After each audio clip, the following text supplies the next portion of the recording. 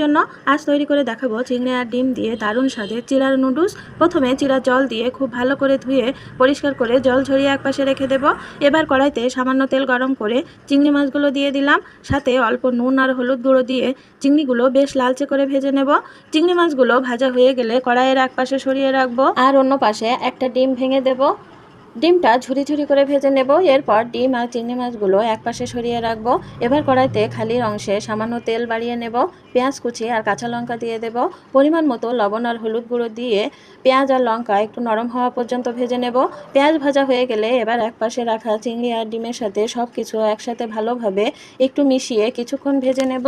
সব কিছু ভাজা হলে এর মধ্যে দিয়ে দেব নুডলসের মশলাটা দিয়ে পুরো মিশ্রণটি দারুণভাবে মিশিয়ে নেব। এতেই আসবে আসল নুডলসের স্বাদ। এবার আগে থেকে ধুয়ে রাখা চিড়োগুলো দিয়ে দেব। মশলা আর সব উপকরণের সাথে চিড়াটা উল্টে পাল্টে আরও কিছুক্ষণ ভালো করে ভেজে নিলেই তৈরি আমাদের গরম গরম চিড়ার নুডলস।